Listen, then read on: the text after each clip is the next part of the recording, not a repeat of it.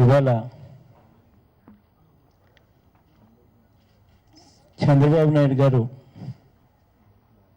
నిన్న చాలా సుదీర్ఘమైన ఆత్మస్తుతి పరనింద కార్యక్రమాన్ని నిన్న చంద్రబాబు నాయుడు గారు చేసిన నేపథ్యంలో ఇవాళ ఈ ప్రెస్ మీట్ పెట్టవలసి వస్తూ ఉంది. నిజంగా చంద్రబాబు నాయుడు గారు నిన్న మాట్లాడిన తీరు చూస్తే ఇంత చీప్గా ఒక ముఖ్యమంత్రి మాట్లాడగలుగుతాడు అనేది ఇంతవరకు బహుశా ఆంధ్ర చరిత్రలో ఎప్పుడు జరిగిండదేమో. ఒక ముఖ్యమంత్రి ఈ స్థాయికి కూడా దిగజారిపోగలడు, రాజకీయాల కోసం తాను తప్పులు చేస్తాడు, ఆ తప్పులు వేరే వాళ్ళ మీద నేరం నెట్టడానికి ఏ స్థాయికైనా దిగజారిపోగలడు అన్నది నిజంగా నిన్న ఆయన ప్రెస్ మీట్ చూసినప్పుడు నిజంగా చంద్రబాబు నాయుడు సిగ్గుపడాలి ఆ ప్రెస్ మీట్కు. నిజంగా నిన్న మీటింగ్ జరిగింది. చంద్రబాబు నాయుడు గారు ఆ తర్వాత ప్రెస్ మీట్ పెట్టారు. రకరకాల ఆరోపణలు చేశారబ్బా. కులాలు, మతాలు, ప్రాంతాల మధ్య చిచ్చన్నాడు. వైఎస్ఆర్సీపీ పెడతా ఉందంటాడు. 6 మీడియా ఛానళ్లకు మాత్రమే ఎలా ముందే తెలిసింది అని అంటాడు. వైఎస్ఆర్సీపీ, కాంగ్రెస్ దీంట్లో పూర్తిగా చేసిందంతా వీళ్ళే అంటాడు. తర్వాత ప్రెస్ కాన్ఫరెన్స్లో ఆయన తలాతోకా లేని మాటలు చాలా మాట్లాడాడు. పట్టిసీమ దగ్గర నుంచి అమరావతి, అమరావతి దగ్గర నుంచి రాయలసీమ, రాయలసీమ దగ్గర నుంచి కాల్మనీ టాపిక్స్ దాకా మాట్లాడాడు. నేరస్తులు అంటాడు, క్రిమినల్ అంటాడు, కరప్షన్ అంటాడు, డబ్బులు అంటాడు, డబ్బుల స్పాన్సర్ అంటాడు. కాపులు కేవలం 5 నుంచి 10% మాత్రమే కాపులు పార్టిసిపేట్ చేశారని చెప్పి నోటికొచ్చినట్టు మాట్లాడతాడు.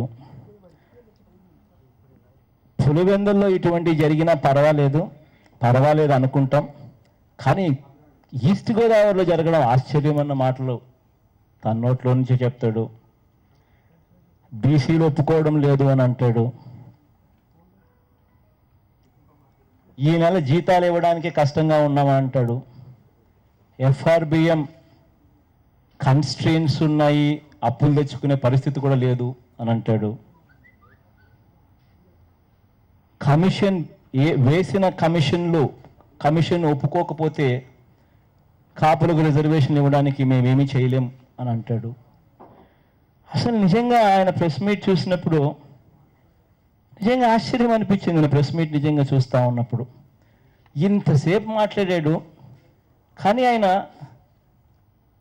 కాపులకు నేను ఏం చేస్తాను, ఎప్పుడు చేస్తాను అన్న మాట మాత్రం ఎక్కడా రాలేదు. నిజంగా ఆశ్చర్యం అనిపించింది ఆయన మాటలు మాట్లాడుతున్న తీరుని చూసినప్పుడు.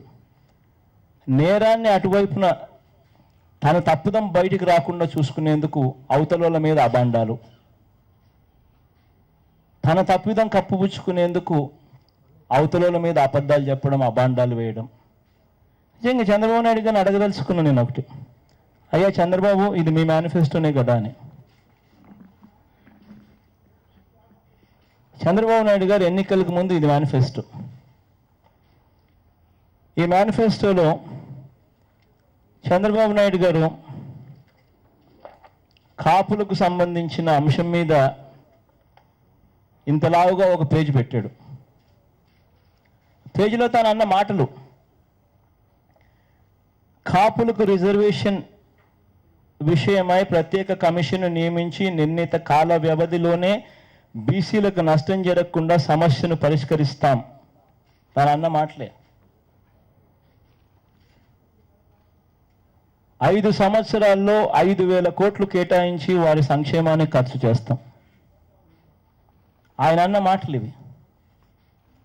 ఈరోజు ఎక్కడ ఆశ్చర్యం అనిపిస్తుందనంటే నువ్వన్న ఈ మాటలు 22 నెలలు అయిపోయింది, ఎందుకు చేయడం లేదు, ఎప్పుడు చేస్తావు, ఎందుకు చేయడం లేదు అని చెప్పి ఉద్యమ బాట పడితే, ఎందుకు చేయడం లేదు అని చెప్పి గట్టిగా నిలదీసే కార్యక్రమాలు లక్షల్లో కదిలిన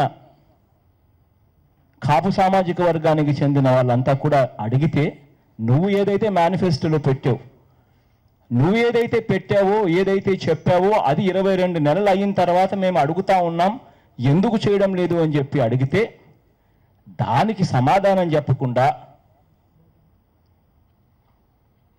అవతలోల మీద అబాండాలు వేయడం. నిజంగా అసలు ఈయన ముఖ్యమంత్రినా అని అడుగుతున్నా నేను.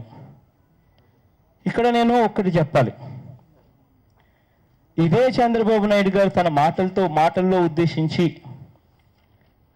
రకరకాల ఆరోపణలు చేస్తూ కులాల మధ్య, మతాల మధ్య, ప్రాంతాల మధ్య చిచ్చు పెడతా ఉన్నామని అంటున్నాడు. నిజంగా నాకు ఆశ్చర్యం అనిపించింది.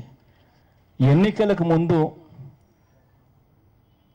ఇచ్చిన నీ హామీలు నువ్వు నెరవేర్చకపోవడం వల్ల, నువ్వు అబద్ధాలు చెప్పి, ఆ రోజు అబద్ధాలు చెప్పి తర్వాత నువ్వు మోసం చేసినందువల్ల ఇవాళ ప్రజల్లో ఫ్రస్ట్రేషన్ వచ్చింది. ఇవాళ ప్రజల్లో ఫ్రస్ట్రేషన్ ఉంది. ఆ ప్రజలు ఫలాని జిల్లా వాళ్ళు, ఫలాని ప్రాంతం వాళ్ళు అని కాదు, అన్ని కులాలలో ఫ్రస్ట్రేషన్ ఉంది, అన్ని మతాలలో ఫ్రస్ట్రేషన్ ఉంది, అన్ని జిల్లాలలో ఫ్రస్ట్రేషన్ ఉంది, అన్ని ప్రాంతాల్లో ఫ్రస్ట్రేషన్ ఉంది.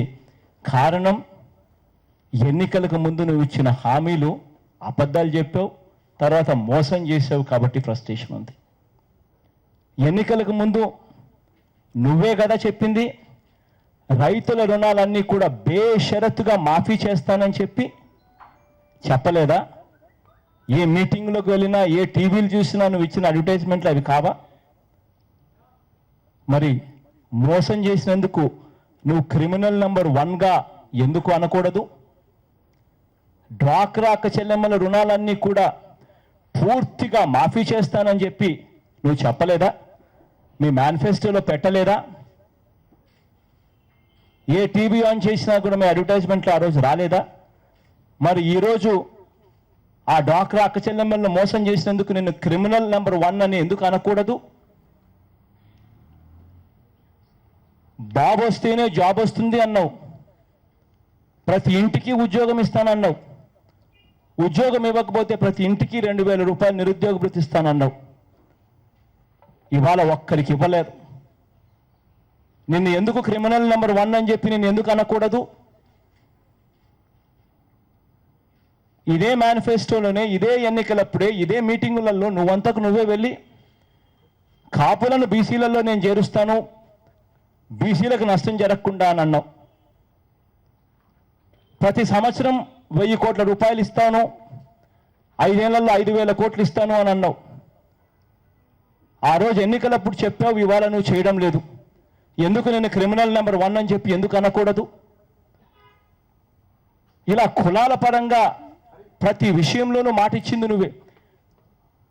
అనంతపురం పోయావు, మేనిఫెస్టోలో పెట్టావు బోయల్ని ఎస్టీలుగా చేస్తానని. ఇవాళ చేయలేదు. నేను క్రిమినల్ నెంబర్ 1 అని ఎందుకు అనకూడదు? ప్రతి కులానికి మోసం చేసావు, ప్రతి వర్గానికి మోసం చేసావు, ప్రతి ప్రాంతానికి నువ్వు మోసం చేసావు. ఈరోజు అమరావతి గురించి మాట్లాడుతావు. అమరావతి గురించి ఎవరైనా నిన్ను ప్రశ్నిస్తే, మేము ఆ ప్రాంతంలో క్యాపిటల్ సిటీ పెట్టడానికి మేము వ్యతిరేకం అని చెప్పి మా బింద బాండాలు వేస్తావు. అమరావతిలో రైతుల దగ్గర నుంచి బలవంతంగా నువ్వు భూములు సేకరిస్తా ఉన్న దాన్ని ప్రశ్నిస్తే, నువ్వు మా ఆ ప్రాంతంలో క్యాపిటల్ పెట్టడానికి మేము వ్యతిరేకం అని చెప్పి మా మీద అబాండాలు వేస్తావు. నీకు సంబంధించిన వాళ్ళ భూములు మాత్రం మీ మురళీమోహను, మీ బినామీలు, మీ సుజనా చౌదరిలు, మీకు బినామీలు, ఇటువంటి వాళ్ళ భూములు మాత్రం తీసుకోవు. మీ నారాయణ ఇటువంటి వాళ్ళ భూములు తీసుకోవు. వేరే రైతుల భూములు అక్వైర్ చేస్తావు. చివరికి ఎస్సీలను కూడా వదలలేదు. వాళ్ళకి ఇచ్చిన అసైన్డ్ భూములను కూడా చౌకబారు ధరకు కొనుక్కుంటావు, బలవంతం చేసి వాళ్ళ మీద ఒత్తిడి తీసుకొని వచ్చి, ఆ తర్వాత ఆ డీకేటీ భూములను రెగ్యులరైజ్ చేయడానికి జీవోలు ఇవ్వడానికి నువ్వు సన్నాహాలు చేసుకుంటావు. ప్రశ్నిస్తే ఆ ప్రాంతంలో అమరావతిలో క్యాపిటల్ సిటీ పెట్టడానికి వైఎస్ఆర్సీపీకి ఇష్టం లేదని చెప్పి ఆ బండాలు వేస్తావు. పట్టిసీమను పోలవరం కట్టండయ్యా, పోలవరం ముద్దు, పట్టిసీమ వద్దు అంటే పట్టిసీమలో స్టోరేజ్ కెపాసిటీ లేదు, పోలవరంలో స్టోరేజ్ కెపాసిటీ ఉంది, పోలవరం కట్టండయ్యా, వరదలు వచ్చినప్పుడు నీళ్ళు అక్కడ ఆపుకోవచ్చు, ఆ ఆపిన నీళ్లను స్టోర్ చేసిన నీళ్లను కరువు సమయాలలో కిందికి వదలొచ్చు, అందుకనే పోలవరం ముద్దు, పట్టిసీమ వద్దు అని అంటే కమిషన్ల కోసం లంచాల కోసం పట్టిసీమ కడతావు. 22% ఎక్సెస్కు పట్టిసీమ ఇస్తావు కమిషన్లు తీసుకొని. మళ్ళీ మేము గట్టిగా నిలదీస్తే రాయలసీమకు వైఎస్ఆర్ కాంగ్రెస్ పార్టీ వ్యతిరేకి అని చెప్పి అబాండాలు వేస్తావు. నిజంగా కాలుమని విషయంలో నీకు సంబంధించిన నీ దగ్గరనే నీకు సంబంధించిన ఎమ్మెల్యేలే, నీకు సంబంధించిన ఎమ్మెల్సీలే, నీకు సంబంధించిన నువ్వే, నిన్ను కలిసిన వాళ్ళే నీ ఇంటెలిజెన్స్ డీజీని కలిస్తా ఉండి ఫోటోలతో సహా దొరికితే నీకు ప్రమేయం ఉంది, నీ ఎమ్మెల్యేలకు ప్రమేయం ఉంది, నీ ఎమ్మెల్సీకి ప్రమేయం ఉంది, వాళ్ళను అరెస్ట్ చేయవు, అరెస్ట్ చేసినా వాళ్ళకి స్టేషన్ బెయిల్ ఇచ్చి కోర్టుకు కూడా పోవాల్సిన పనుల స్టేషన్లలోనే బెయిల్ ఇచ్చి పంపిస్తూ ఉన్నావు. ఇంత దారుణంగా నువ్వు వ్యవహరిస్తూ ఉన్నావు అని అంటే ఆడవాళ్ళ జీవితాలతో చెలగాటమాడుతూ వాళ్ళను బలవంతంగా వాళ్ళ జీవితాలతో నువ్వు నాశనం చేస్తూ ఉన్నావు అని అడిగితే, గట్టిగా ప్రశ్నిస్తే కాల్మనీ మీద వైఎస్ఆర్ కాంగ్రెస్ పార్టీ ప్రశ్నిస్తూ ఉంది, వీళ్ళు విజయవాడకు వ్యతిరేకమని అంటారు. అసలు నిజంగా కాపులు ఇవాళ మీటింగులు పెట్టుకుని 22 నెలల తర్వాత నిన్ను గట్టిగా నిలదీస్తే పార్టీలకు అతీతంగా ప్రతి ఒక్కరూ కదిలారు. నువ్వేదైతే మేనిఫెస్టోలో పెట్టావో దాన్నే గట్టిగా నిన్ను నిలదీస్తూ ఎందుకు చేయడం లేదని అడిగితే వాళ్ళ మీద అబండాలు. వైఎస్ఆర్ కాంగ్రెస్ పార్టీ కాంగ్రెస్ అంటాం. అక్కడ కూడా నీ రాజకీయ అవసరాల కోసం అదే మీటింగ్ కన్నా లక్ష్మీనారాయణ అటెండ్ అయ్యాడు బీజేపీ తరఫున. ఆయన పేరు చెప్పడు, బీజేపీ పేరు చెప్పడు. కారణం బీజేపీ పేరు చెప్తే వాళ్ళు చంపకేసి కొడతారేమో అని భయం. ఎక్కడయ్యా రాజకీయాలు? నిజంగా ఆ మీటింగ్ను అన్ని రకాలుగా నువ్వు ఇబ్బందులు పెట్టే కార్యక్రమం చేసావు. ఆ మీటింగ్ ఆపాలని చూసావు. ఆ మీటింగ్ జరగకుండా 22 నెలల తర్వాత నువ్వు ఎందుకు చేయడం లేదు అని చెప్పి వాళ్ళు గట్టిగా నిన్ను నిలదీస్తూ జనవరి 31వ తారీఖున మేము మీటింగ్ పెడతాము అని చెప్పి 4-5 నెలల కిందట వాళ్ళు చెప్తే ఆ మీటింగ్ జరగకుండా చూడాలని చెప్పి విశ్వ ప్రయత్నం చేశావు. నీ పార్టీకి చెందిన ఎమ్మెల్యేలను, ఎంపీలను ఎవరు కూడా మీటింగ్ అటెండ్ కాకూడదు అని చెప్పి అందరినీ హైదరాబాద్కు పిలిపించుకొని ఆపేసే వాళ్ళందరినీ. ఆ మీటింగులకు అరకొరగా బస్సులు సప్లై చేసావు. బస్సులు అడిగితే కూడా అరకొరగా మాత్రమే ఇస్తాను, అంతకన్నా ఎక్కువ ఇవ్వను, ఎందుకంటే మీటింగ్ సక్సెస్ఫుల్ కాకూడదు అని చేసావు. మీటింగ్ ప్రదేశానికన్నా కొన్ని కిలోమీటర్ల దూరంలో, దాదాపుగా 7-8 కిలోమీటర్ల దూరంలోనే ఆపేసావు. ఆపేసి వాళ్ళని ఆపేసి పోనీకుండా చేసావు. చివరికి వాళ్ళు ఫ్రస్ట్రేట్ అయిపోయి వాళ్ళ ఫ్రస్ట్రేషన్తో ఆడుకున్నావు. రకరకాలుగా ఇబ్బందులు పెట్టావు. రకరకాలుగా వాళ్ళని ఇబ్బందులు పెట్టిన తర్వాత అయినా కూడా ఆ మీటింగ్ సక్సెస్ అవుతే, లక్షల మంది ఆ మీటింగ్ అటెండ్ అయితే, ఆ మీటింగ్ సక్సెస్ అయితే ఆ మీటింగ్ వల్ల ఉద్యమకారులకు, ఆ మీటింగ్ వల్ల ప్రతిపక్ష పార్టీలకు మంచి పేరు వస్తుంది అని చెప్పి, ఆ మంచి పేరు రానికూడదు, ఆ ఉద్యమకారులకు పార్టీలకు మంచి పేరు ప్రతిపక్ష పార్టీలకు మంచి పేరు రాకూడదు అని వాళ్ళ మీద చెడ్డ పేరు రావడం కోసం అని చెప్పి నువ్వు అలజడి క్రియేట్ చేసి చెడ్డ పేరు వీళ్ళకి అంటగట్టే ప్రయత్నం చేస్తా ఉన్నావు. కారణం ఆ మీటింగ్ సక్సెస్ అయితే పార్టీలకు అందరికీ కూడా, ఉద్యమకారులందరికీ, ప్రతిపక్ష పార్టీలకు మంచి పేరు వస్తుందని చెడ్డ పేరు ఎలా వాళ్ళకు ఆపాదించాలి అని చెప్పి నువ్వు చేస్తావు. నిజంగా నీలో మానవత్వం అనేది ఉందా అని అడుగుతా ఉన్నా నేను. ఆ రోజు ఏం జరిగింది అన్న సంగతి నీకు తెలీదా? ఆ రోజు 2:30 ప్రాంతంలో అనుకుంటా మీటింగ్ స్టార్ట్ అయింది. స్టార్ట్ అయిన వెంటనే ముద్రగడ పద్మనాభం గారు మాట్లాడారు. 15-17 నిమిషాలు తాను మాట్లాడిన వెంటనే భావోద్వేగాల మధ్య అందరినీ తీసుకెళ్ళి రేల్ రోకో కార్యక్రమాలు చేయాలి అని చెప్పి తాను పిలుపునిచ్చాడు. అందరూ బయలుదేరి వెళ్ళారు. దాంట్లోనే మీడియా వాళ్ళందరూ కూడా అక్కడి నుంచి ఆయనతో పాటు ఫాలో అవుతూ రైల్వే స్టేషన్ల దగ్గరికి వెళ్ళారు. తెలీదా నీకు? అందరికీ తెలిసిన విషయమే కదా. మరి 6 ఛానల్లో మాత్రమే ఎలా తెలుసు అని అంటూ, ఏమయ్యా 6 ఛానళ్ళు నువ్వు చూసి ప్రతి ఛానల్లో దాన్ని టెలికాస్ట్ చేసినాయి. రేపు పొద్దున 6 ఛానళ్ళు కూడా ఎందుకు 6 ఛానళ్ళ మీద ఎందుకు చెప్తా ఉన్నాడు అని అంటే, రాష్ట్రంలో ఇక రేపు పొద్దున కాపు ఆ ఉద్యమం సంబంధించి ఎవరు కూడా కవరేజ్ చేయకూడదు. ఎవరైనా కవరేజ్ చేశారు అని అంటే వాళ్ళు కూడా కుట్రలో భాగం అని చెప్పి వాళ్ళ మీద కూడా ఎమోషనల్గా బ్లాక్మెయిల్ చేయడం కోసం వాళ్ళ మీద కూడా అబాండాలు వేయడం. నిజంగా జరిగింది ఏమిటి? నువ్వు ఎందుకు చేయలేకపోయినావు అని ప్రశ్నిస్తే వాళ్ళ ఎమోషన్స్తో నువ్వు ఆడుకొని అబాండాలు వేసే కార్యక్రమం చేస్తూ ఉంటాం. నిజంగా క్రిమినల్ అని చెప్పి నువ్వు అంటావు. ఇదే క్రిమినల్ బుర్ర నీది కాదా అని అడుగుతా ఉన్నా. 1988లో ఇదే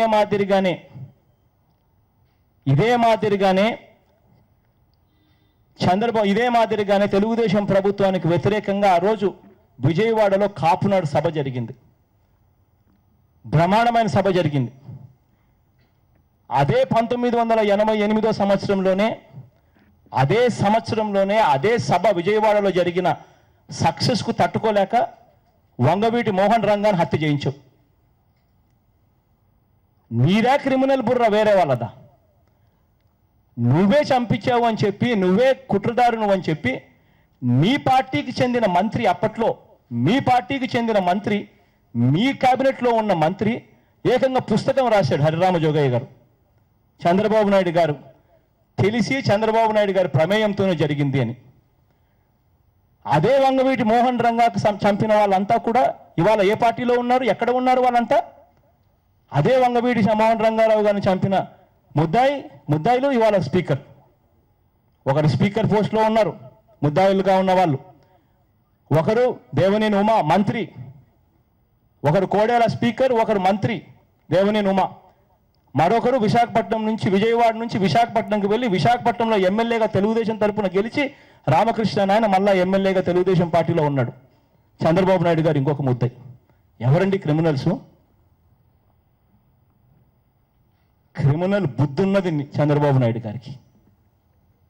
ఆలోచనలు అన్ని దుర్మార్గపు ఆలోచనలు చేసేటివన్నీ ఇటువంటి కార్యక్రమాలే. నెపాన్ని మాత్రం, అబాండాలు మాత్రం వేరే వాళ్ళ మీద వేయడం. ఇదా రాజకీయాలంటే? రాజకీయాలంటే స్ఫూర్తినిచ్చే విధంగా ఉండాలి. నువ్వు మేనిఫెస్టోలో పెట్టావు కాబట్టే ఇవన్నీ గట్టిగా నిలదీస్తూ ఇవాళ అడుగుతా ఉన్నారు. ఇవాళ నువ్వు అంటా ఉన్నావు బీసీలందరూ కూడా ఒప్పుకోవడం లేదు అని చెప్పి కాపులు చేస్తా ఉన్న దానికి అంటున్నాం. ఎందుకు ఒప్పుకోరయ్యా బీసీలు? నేను అడుగుతా ఉన్నాను ఇదే చంద్రబాబు నాయుడు గారిని. బీసీలకు నష్టం జరగకుండా కాపులు రిజర్వేషన్స్ ఇస్తానని చెప్పి నువ్వు మేనిఫెస్టోలో పెట్టావు. మరి బీసీలకు నష్టం జరగకుండా నువ్వు చేస్తే ఎందుకు బీసీలు ఒప్పుకోరు? నువ్వు కాదా చెప్పింది నీ మేనిఫెస్టోలో బీసీలకు నష్టం జరగకుండా చేస్తానని చెప్పి. మరి బీసీలకు నష్టం జరగకోకుండా నువ్వు చేస్తే ఎందుకు ఒప్పుకోరు బీసీలు? నీ పార్టీకి చెందిన బీసీ ఎమ్మెల్యే కృష్ణయ్యతో స్టేట్మెంట్లు ఇప్పిస్తావు. ఇదే కృష్ణయ్య నీ పార్టీకి చెందిన ఎమ్మెల్యే కదా? 2014లో తెలుగుదేశం పార్టీ తరఫున ఎమ్మెల్యేగా గెలవలేదా? ఆయన బీసీ నాయకుడు అని చెప్పి నువ్వు అంటావు.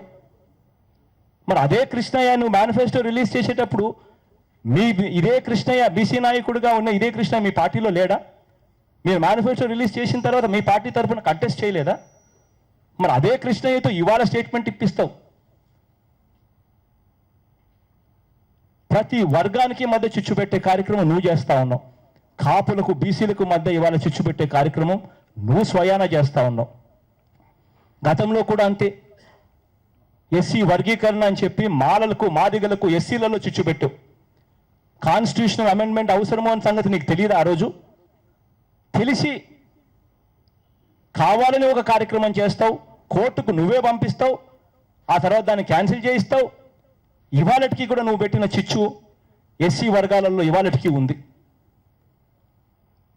ప్రాంతాల మధ్య, మనుషుల మధ్య, వర్గాల మధ్య, కులాల మధ్య, మతాల మధ్య చిచ్చు పెట్టేది నువ్వు. రాజకీయాల కోసం నువ్వు మాట్లాడతావు. ఇదే చంద్రబాబు నాయుడు గారు నేను ఇంకోటి అడగాలనుకుంటున్నా. ఇదే చంద్రబాబు నాయుడు గారు చెప్తారు తానేదో నిజంగా తానంత గొప్ప నాయకుడు ఎవడు లేడు, డెవలప్మెంట్లో తాను మించినోడు ఎవడు లేడు అని చెప్పి మాటి మాటికి అబద్ధాలు చెప్తాడు. సెల్ ఫోన్లో నేనే తెచ్చానంటాడు ఒకసారి. మా కర్మ వినాల్సి వస్తూ ఉంది. ఐటీ గురించి చెప్తాడు. ఇదే ఐటీ గురించి చంద్రబాబు నాయుడుకి ఒక మాట చెప్పాలి. ఇదే ఐటీలో ఆంధ్రప్రదేశ్ రాష్ట్ర షేర్ చంద్రబాబు నాయుడు గారి హయాంలో AP share in India IT ఎక్స్పోర్ట్స్లో 8.66% ఉంటే రాజశేఖర రెడ్డి గారు వైఎస్ఆర్ గారి హయాంలో ఐటీ ఎక్స్పోర్ట్స్లో ఆంధ్రప్రదేశ్ షేరు 14.93%కి పెరిగింది. చంద్రబాబు నాయుడు గారు అంటాడు ఐటీని నేనే తెచ్చానని. మా కర్మ వినాల్సి వస్తూ ఉంది. ప్రజల కర్మ వినాల్సి వస్తూ ఉంది. Number of employees, number of ఉద్యోగస్తులు, ఐటీలో పనిచేసే వాళ్ళు చంద్రబాబు నాయుడు గారి హయాంలో 85,945 మంది పనిచేస్తే రాజశేఖర రెడ్డి గారి హయాంలో 2,64,735 మంది పెరిగింది. ఇది రాజశేఖర రెడ్డి గారి గొప్పతనం. మా కర్మ వినాల్సి వస్తుంది. ఐటీని నేనే పెంచానని చెప్పి చంద్రబాబు నాయుడు గారు చెప్తా ఉంటే, ఇదే ఐటీలోనే ఇండియాలో ఆంధ్రప్రదేశ్కి సంబంధించిన టర్నోవర్ 2003-04లో 58,000 కోట్లు అయితే రాజశేఖర రెడ్డి గారి హయాంలో 2,41,950 కోట్లు. వాస్తవాలు ఇవైతే వక్రీకరించే దాంట్లో, అబద్ధాలు చెప్పే దాంట్లో చంద్రబాబు నాయుడు గారిని మించిన మనిషి లేడు. నోరు తెరిస్తే అబద్ధాలు, చేసేదంతా మోసం, వెన్నుపోట్లు. ఇదే కాపులకు సంబంధించి నేను చంద్రబాబు నాయుడు గారిని అడుగుతా ఉన్నా, ఎందుకయ్యా కాపులకు సంబంధించినంత విషయంలో ఎందుకు వెనకడుగు వేస్తూ ఉన్నామని చెప్పి. ఎస్, కాపులకు సంబంధించి వాళ్ళు అడిగే డిమాండ్ను సంపూర్ణంగా మద్దతిస్తూ ఉన్నాం మేము. కారణం, బీసీలకు నష్టం జరగకోకుండా కాపులకు రిజర్వేషన్లు ఇవ్వండి అని చెప్పి గట్టిగా మద్దతు ఇచ్చే వాళ్ళలో మా పార్టీ ముందుంటుంది. చంద్రబాబు నాయుడు గారు అదే మేనిఫెస్టోలో చెప్పారు. కారణం, ఇదే కాపులకు సంబంధించి గత చరిత్ర ఒకసారి తెలుసుకుంటే 1956 వరకు కాపులు బీసీ జాబితాలోనే ఉన్నారు. 1910 నుంచి రిజర్వేషన్లు అమల్లో ఉన్నాయి. అప్పటి నుంచి కాపు కులస్తులు 1956 దాకా, అంటే మొట్టమొదట ఇండిపెండెన్స్ వచ్చిన తర్వాత మొట్టమొదట బీసీ కమిషన్, ఖలేల్కర్ గారు ఇచ్చిన బీసీ కమిషన్ 1953 భారత రాజ్యాంగం 340 ఆర్టికల్ అనుసరించి ఖలేల్కర్ కమిషన్ మొట్టమొదట పోస్ట్ ఇండిపెండెంట్ మొట్టమొదట బీసీ కమిషన్ 1953లో కూడా కాపులను బీసీలుగానే ఉన్నారు. అటువంటిది నిర్దాక్షిణ్యంగా 1956 నుంచి, అంటే 3 ఏళ్లకే బీసీ కమిషన్ వచ్చిన 3 ఏళ్లకే కాపులను ఒక జీవో ద్వారా తొలగించారు. తొలగించిన ఆ ఇంజస్టిస్ను రిపేర్ చేయండి అని చెప్పి వాళ్ళు అడుగుతా ఉన్న డిమాండ్ సహేతుకం. బీసీలకు అన్యాయం జరగకోకుండా ఆ జరిగిన అన్యాయాన్ని రీస్టోర్ చేయమని చెప్పి అడగడంలో తప్పేముంది? నువ్వేం చేస్తా ఉన్నావు? దీనికి చేయాల్సింది ఏంది? నీకు తెలుసు ఏం చేయాలనో. తమిళనాడులో 69% రిజర్వేషన్లు ఉన్నాయి. మరి తమిళనాడులో 69% రిజర్వేషన్లు ఉన్నప్పుడు, 50% దాటి 69% రిజర్వేషన్లు ఉన్నప్పుడు ఎందుకు మీరు తమిళనాడు పద్ధతిలో మీరు ఎందుకు చేయలేకపోతా ఉన్నారు? తమిళనాడులో 1994లో తమిళనాడులో అసెంబ్లీలో తీర్మానం చేసి, ఆ అసెంబ్లీ తీర్మానం ద్వారా కేంద్రం మీద ఒత్తిడి తీసుకొని వచ్చి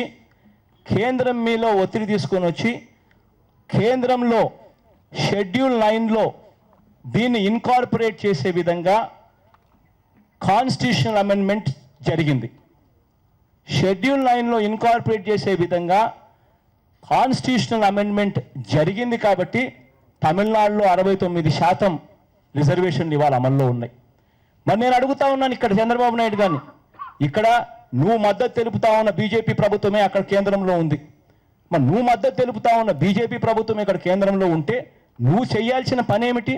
నువ్వు ఇక్కడ తీర్మానం చేసి ఈ తీర్మానాన్ని బీజేపీ ప్రభుత్వం మీ దగ్గర పెట్టి షెడ్యూల్ 9లో నువ్వు కూడా ఈ అంశాన్ని ఇన్కార్పొరేట్ చేసే విధంగా ఒత్తిడి తీసుకొని వచ్చి కాన్స్టిట్యూషన్ అమెండ్మెంట్ చేసి నువ్వు దీన్ని అక్కడ పెడితే ఇదే మాదిరిగా నువ్వు కూడా 50% సీలింగ్ దాటి బీసీలకు నష్టం జరగకోకుండా కాపులకు కూడా రిజర్వేషన్ ఇచ్చే పరిస్థితి ఇక్కడ కూడా తీసుకొని రావచ్చు. కానీ నువ్వు ఎందుకు అది చేయడం లేదు? ఇవాళ నాకు నిజంగా ఇంకా ఆశ్చర్యంగా ఉంది. కమిషన్ అని చెప్పి చంద్రబాబు నాయుడు గారు అంటారు. కమిషన్లు వేయడం వల్ల లాభాలు ఏముండవు. కమిషన్లు వేస్తే కమిషన్కు దశ దిశ చెప్పాలి. కమిషన్కు ఇవాళ చంద్రబాబు నాయుడు వేసిన కమిషన్కు దశ దిశ మార్గసూత్రాలు ఏం చెప్తాడు? 50% సీలింగ్ ఉంది అని చెప్పినప్పుడు ఏ కమిషన్ అయినా కానీ ఎలా చేయగలుగుతుంది? కానీ చంద్రబాబు నాయుడు గారు చేయాల్సింది ఏమిటి? షెడ్యూల్ 9లో దాన్ని ఇన్కార్పొరేట్ చేపించి కాన్స్టిట్యూషన్ అమెండ్మెంట్ చేసి కాన్స్టిట్యూషన్ అమెండ్మెంట్ జరిగింది కాబట్టి ఇప్పుడు కమిషన్కు నువ్వు ఇవ్వాల్సిన మార్గదర్శకాలు ఏమిటి అని అంటే వీళ్ళు అర్హులా అనర్హులా అన్నది కాదు. 1953లో వీళ్ళు ఫస్ట్ బీసీ కమిషన్ దాకా 1910 నుంచి 1953 దాకా వాళ్ళు 1956 దాకా వీళ్ళంతా కూడా బీసీలుగా ఉన్నారు. అన్యాయంగా ఆ రోజు తొలగించబడ్డారు. ఆ తొలగించిన దానికి జస్టిఫికేషన్ చూపిస్తూ ఏ మేరకు 50% దాటి కాపులకు రిజర్వేషన్ ఇవ్వాలి అన్న మార్గదర్శకాలు సజెస్ట్ చేయండి అని చెప్పి కమిషన్కు నువ్వు మార్గదర్శకాలు ఇవ్వాల్సింది పోయి ఆ కమిషన్కు నువ్వు ఇచ్చే మార్గదర్శకాలు ఏమిటో కూడా నీకే తెలియకోకుండా కమిషన్ను స్థాపిస్తానంటావు. ఇదే కమిషన్ చేత నువ్వు కాపులకు ఇవ్వాలనా వద్దా బీసీలు అని చెప్తే నువ్వే అంటావు కమిషన్ రిపోర్టు గన వ్యతిరేకంగా వస్తే మేమేమీ చేయలేము అని చెప్పి. నిజంగా నువ్వు చేస్తా ఉన్నది కరెక్టేనా చంద్రబాబుని అడుగుతా ఉన్నా. చేయాల్సింది షెడ్యూల్ 9 అమెండ్మెంట్ చేసి షెడ్యూల్ 9లో ఇన్కార్పొరేట్ చేసి కేంద్రం మీద ఒత్తిడి తీసుకొని వచ్చి నువ్వు చేయాల్సింది పోయి ఆ తర్వాత నువ్వు కమిషన్కు మార్గదర్శకాలు నిర్దేశించి ఆ మార్గదర్శకాల ఆ లోపాన్ని ఆ అన్యాయాన్ని అరికట్టేందుకు ఆ అన్యాయాన్ని రిపేర్ చేసేందుకు ఏ మేరకు కాపులకు 50% దాటి రిజర్వేషన్స్ ఇవ్వాలనో అది మ్యాండేట్ కింద పెట్టి కమిషన్కు నువ్వు మ్యాండేట్ ఇవ్వాల్సింది పోయి నువ్వు చేస్తా ఉన్నది ఏమిటి? అది చెయ్యవు. ఆ రోజు అందుకనే మేము చెప్పాం ఎంపీ ఎలక్షన్స్లో ఏ పార్టీతో ఎమ్మెల్యే ఎంపీ ఎలక్షన్స్లో మేము ఏ పార్టీతోనూ పొత్తు పెట్టుకోం. మా పార్టీ మాకు 25, 30, 40 మా ఎంపీ సీట్లు మాకు వస్తే మా మీద ఆధారపడే ప్రభుత్వం అక్కడ ఏర్పడితే అది ఎవరన్నా కానివ్వండి, ఎల్లయ్య కానీ పుల్లయ్య కానీ మరొకరు కానివ్వండి, ఎవరైనా కానివ్వండి, ఎవరైనా కూడా అక్కడ ఏర్పడితే ఆ ఏర్పడిన వాళ్ళు మా రాష్ట్రానికి అన్యాయం జరగకుండా మేము చెప్పిన హామీలకు అన్యాయం జరగకోకుండా వాళ్ళు మద్దతు తెలుపుతేనే వాళ్ళకు మద్దతు మేము ఇస్తాము అని చెప్పి ఆ రోజు చెప్పాం. కానీ ఇదే చంద్రబాబు నాయుడు గారు ఆ రోజు ఒక పొత్తు పెట్టుకుని ఆ రోజు ఈ మేనిఫెస్టో రిలీజ్ చేసి ఆ రోజు చెప్పిన మేనిఫెస్టోలో చెప్పిన ఏ హామీని కూడా నెరవేర్చకుండా పోతా ఉంటే చివరకు కనీసం ఇలా ఎందుకు చేయడం లేదు, ప్రత్యేక హోదా ఎందుకు ఇవ్వడం లేదు, చివరకు కాపులకి మాదిరిగా షెడ్యూల్ 9లో ఎందుకు ఇన్కార్పొరేట్ చేయడం లేదు అని చెప్పి ఇటువంటి హామీల మీద తన మంత్రులను కూడా కనీసం ఉపసంహరించుకునే దమ్ము ధైర్యం కూడా చంద్రబాబు నాయుడు గారికి లేదు, చెప్పే దమ్ము ధైర్యం కూడా ఆయనకు లేదు. మరి అటువంటప్పుడు చంద్రబాబు నాయుడు గారు ఎందుకు ఈ ప్రభుత్వానికి మద్దతు ఇస్తా ఉన్నాడు? అది చేయించలేకపోతే చేయాల్సింది ఒకటి చెయ్యడు, నోరు తెరిస్తే అబద్ధాలు, చేసేదంతా మోసం. ఇది చంద్రబాబు నాయుడు చరిత్ర.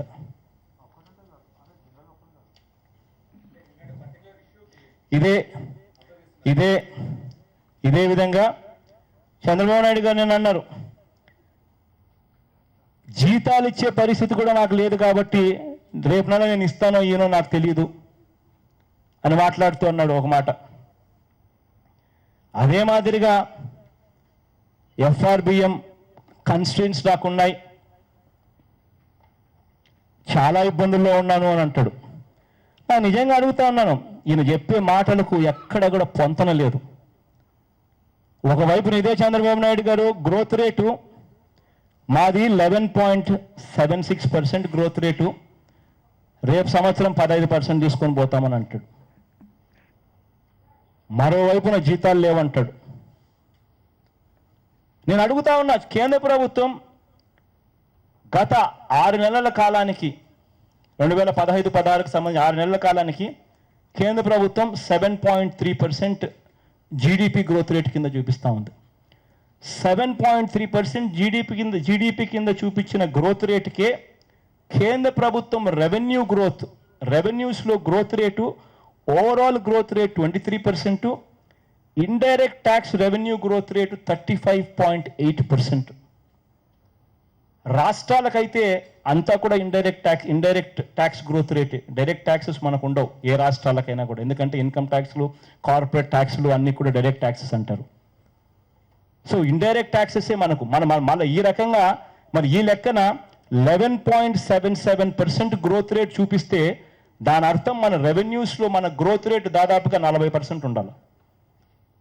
Indirect tax revenue growth rate 35.8%, 7.3% GDP growth rate చూపిస్తా ఉన్న కేంద్రానికే ఉంటే, రాష్ట్రానికి ఓవరాల్ గ్రోత్ రేట్ ప్రిడామినెంట్గా ఇండైరెక్ట్ ట్యాక్స్ రెవెన్యూసే మనకు ఉంటాయి. కాబట్టి మన గ్రోత్ రేటు తక్కువ వేసుకున్న 11.74% అంటే దాదాపుగా 40% రెవెన్యూ గ్రోత్ రేట్ ఉండాలి. మరి నోరు తెరిస్తే అబద్ధాలు. ఎందుకు అబద్ధాలు చెప్తా ఉన్నాడంటే కారణం, కరెక్ట్ ఫిగర్లు రావడానికి 2 ఏళ్ళు పడుతుంది. మొట్టమొదట ఎస్టిమేట్స్, దాని తర్వాత advance estimates, quick estimates, provisional estimates, ఆ తర్వాత ఫైనల్ ఎస్టిమేట్స్. అవి వచ్చేసరికి 2 ఏళ్ళు అవుతుంది. ఈ 2 ఏళ్లలో నేను ఏం చెప్పినా కూడా ప్రజలందరూ నమ్మేస్తారు అని అంటాడు. ఒకవైపున ఇంత గ్రోత్ రేట్ చూపిస్తా ఉన్నప్పుడు జీతాలు ఎందుకు లేవని అడుగుతా ఉన్నాను నేను. ఇదే చంద్రబాబు నాయుడు గారు మన కబడ్డీ పోటీకి పోతాడు విజయవాడలో, తొడగొడ కొడతాడు కబడ్డీ అని చెప్పి, వైజాగ్ పోయి అక్కడికి పోయి ఏమంటాడు, ఒలింపిక్స్ అమరావతికి తెస్తానంటాడు. నిజంగా నాకు ఆశ్చర్యం అనిపించింది. ఈ మనిషి అసలు మొన్న ఒలింపిక్స్ చైనాలో జరిగాయి. చైనాలో ఒలింపిక్స్ జరిపించడం కోసం చైనా గవర్నమెంట్ $42 బిలియన్ ఖర్చు పెట్టింది. అంటే $42 బిలియన్ అంటే దాదాపుగా 3.5 లక్షల కోట్లు ఖర్చు పెడితే ఒలింపిక్స్ జరిగినాయి చైనాలో. మన మనిషి కబడ్డీ ఆడతాడు, కబడ్డీ అంటాడు, తొడగడతాడు, ఒలింపిక్స్ అమరావతి అంటాడు. సింగపూర్కి పోతాడు, వస్తాడు, అమరావతిని సింగపూర్ చేస్తానంటాడు. చైనాకు పోతాడు, వస్తాడు, అమరావతిని బీజింగ్ చేస్తానంటాడు. డావోస్కు పోతాడు, వస్తాడు, అమరావతిని స్విట్జర్లాండ్ చేస్తానంటాడు. ఇంకా నయం 2-3 కొండలు పెట్టి దానికి ఇంకా మంచు కూడా నేను కురిపిస్తానని చెప్పి అండంలా. అసలు అబద్ధాలు ఆడడానికి, మోసం చేయడానికి ఇంతకన్నా దారుణమైన మనిషి నా జీవితంలో నేను ఎవరిని చూడలేదు.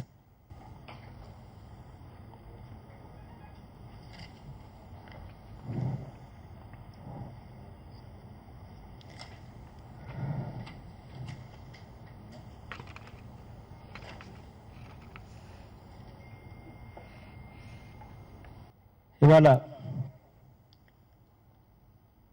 ఒకే ఒక విషయంలో మాత్రం మొత్తం కాపు సామాజిక వర్గానికి అంతా కూడా నేను రిక్వెస్ట్ చేస్తా ఉన్నా. మనం చేసే పోరాటం పూర్తిగా సమంజసమైన పోరాటం. బీసీలకు అన్యాయం జరగకోకుండా కాపుల రిజర్వేషన్ కావాలి అని అడగడం పూర్తిగా సమంజసం. మేనిఫెస్టోలో ఏదైతే పెట్టారో అదే అడుగుతా ఉన్నాం, తప్పు కూడా కాదు. అయితే ఒకటే రిక్వెస్ట్ చేస్తా ఉన్నా, అందరం కలిసికట్టుగా ఇది సాధించే దిశగా అడుగులు వేస్తాం.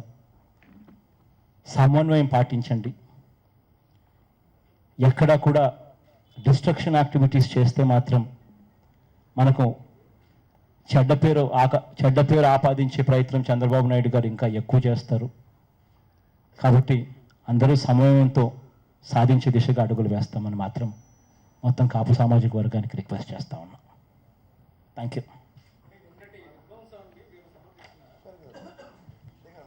హరి, ఇంతకన్నా క్రిస్టల్ క్లియర్గా, ఎంత ఆంధ్రజ్యోతి అయితే మాత్రం ఇంత క్రిస్టల్ క్లియర్గా విషయం తెలిసిన తర్వాత కూడా విషయం చెప్పిన తర్వాత కూడా అడగడం ధర్మం కాదబ్బా.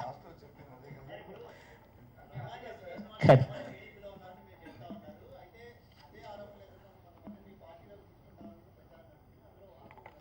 ఇదేందమ్మా, కాదబ్బా, వస్తే నీకేమైనా అభ్యంతరం అబ్బా? ఇప్పుడు వస్తే నీకేమైనా అభ్యంతరమా? ఇప్పుడు ఎవరైనా తీసుకుంటే నీకేమైనా అభ్యంతరంగా ఏమైనా ఉందా? మా పార్టీ విషయం మాకు వదిలేయ్యా, నీకెందుకు అంత బాధ?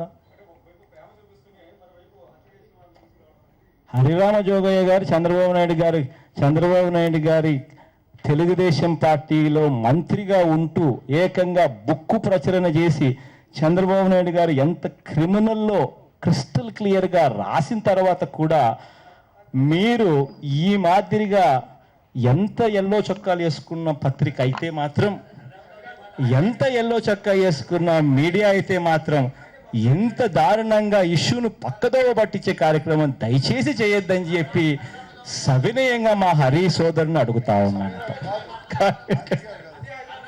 కానీ క్రిమినల్ నెంబర్ 1 చంద్రబాబు నాయుడు గారు